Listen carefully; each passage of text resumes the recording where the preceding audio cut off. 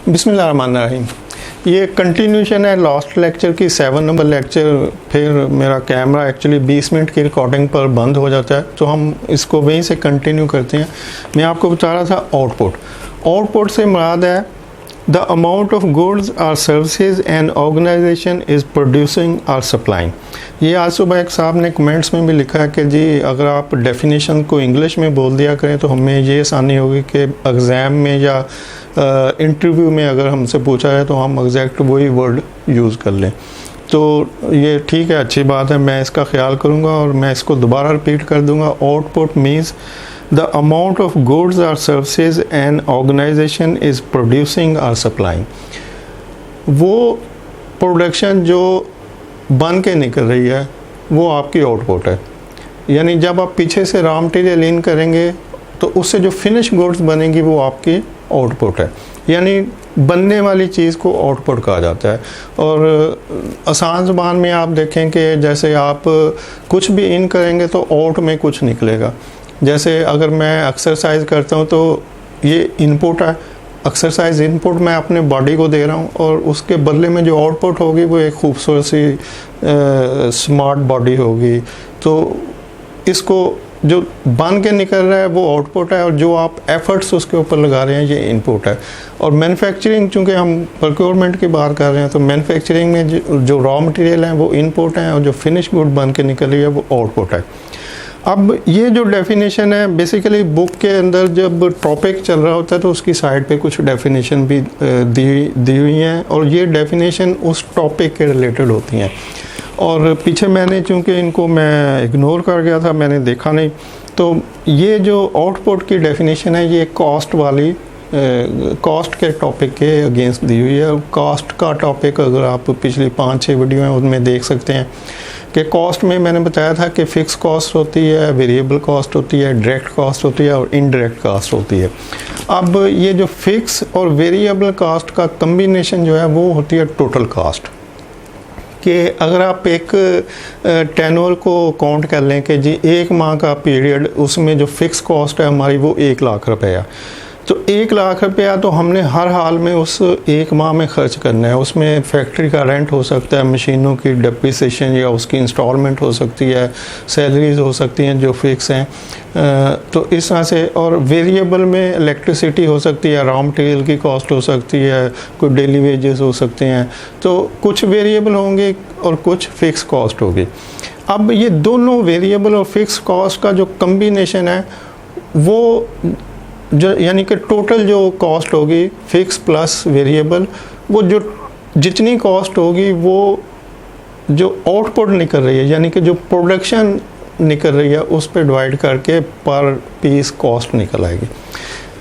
इसको थोड़ा और आसानी से समझा देता हूँ कि अगर एक फैक्ट्री में 1 लाख रुपया लग रहा है फिक्स कॉस्ट, ये फिक्स है मंथली फिक्स कॉस्ट, और 1 लाख रुपया लग रहा है रॉ मटेरियल के ऊपर या वेरिएबल कॉस्ट के ऊपर, आप वेरिएबल समझें, तो ये 1 लाख वेरिएबल है, तो टोटल कॉस्ट होगी 2 लाख रुपए। अब ये जो वेरिएबल कॉस्ट लगी है ये raw material plus other variable जो एक्सपेंस है उसका टोटल है और ये तो फिक्स टोटल है। तो अब आप समझ लें कि 1 लाख प्रोडक्शन हुई है, आप इसको बबल गम समझ लें, कोई कैंडी समझ लें, कोई चीज़ भी समझ लें। तो 1 लाख बबल गम बनी है 2 लाख रुपया लगा के, कि 1 लाख फिक्स कॉस्ट थी, 1 लाख वेरिएबल कॉस्ट थी, ये 1 लाख के आप समझ लें कि रॉ मटेरियल आए, तो टोटल हमने 2 लाख खर्च किया और 1 लाख पीस बबल गम के बना लिए। अब 2 लाख के ऊपर 1 लाख को डिवाइड करेंगे तो 2 रुपये पर पीस हमारी बबल गम की कॉस्ट आ गई कि हमने 1 लाख बबल गम बनाई, 2 रुपये पर पीस कॉस्ट है, और इस 2 रुपये में 2 रुपये का पीस बनाने के लिए हमें 1 लाख फिक्स एक्सपेंस देने पड़े और 1 लाख वेरिएबल एक्सपेंस। लेकिन अगर हम यहाँ पे इसको क्वांटिटी को हाफ कर लेते हैं कि हमारी 1 लाख बबल गम सेल ही नहीं हो रही, 50,000 बबल गम हमें ज़रूरत है और 50,000 हमें बनानी पड़ेगी, तो फिर क्या होगा कि 1 लाख तो फिर भी फिक्स ही रहेंगे, क्योंकि फिक्स एक्सपेंस तो ख़त्म नहीं हो सकते, ये तो हर हाल में हमने करने ही करने हैं।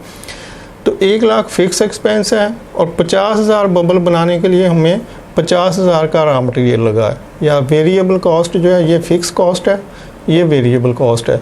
तो 50,000 के रॉ मटेरियल लगे तो 1.5 लाख रुपया हमारा टोटल लग गया। और इस 1.5 लाख के बाद हमें मिला गया, हमें 50,000 पीस बबल गम मिले। तो 50,000 1.5 लाख डिवाइडेड बाई 50,000, तो हमें बबल गम पड़ी 3 रुपये पर पीस। कि जब हमारी फिक्स कॉस्ट तो फिक्स है, वेरिएबल कॉस्ट बढ़ी तो हमारी प्रोडक्ट की कॉस्ट कम हो गई।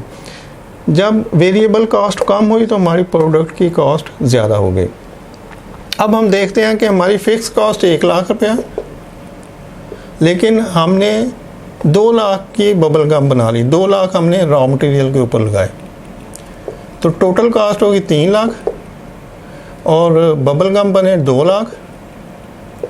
तो 3 लाख डिवाइडेड बाय 2 लाख, तो अब इसको तकसीम करेंगे तो ये शायद कोई 1.5 रुपया पर पीस निकल आए, या जो भी, एक्चुअल मेरे पास कैलकुलेटर नहीं है।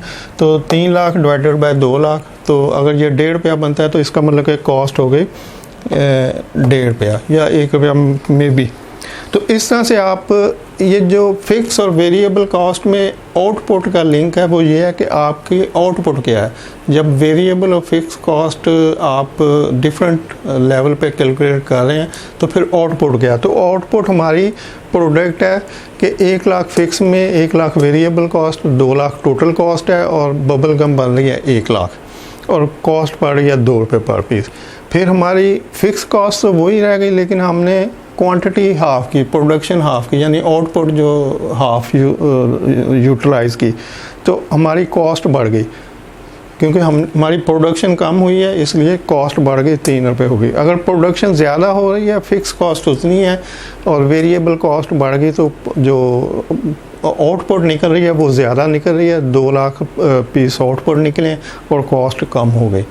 तो इस तरह से output means the amount of goods or services an organization is producing or supplying। Output से मुराद वो क्वांटिटी है जो वेरिएबल प्लस फिक्स कॉस्ट का मजमुआ जो होगा, यानी कि टोटल कॉस्ट पे डिपेंड करती है कि टोटल कॉस्ट कितनी लग रही है और जो हमारी आउटपुट है वो क्या, यानी निकल क्या रहा है, आउटपुट क्या निकल रही है, प्रोडक्शन क्या निकल रही है।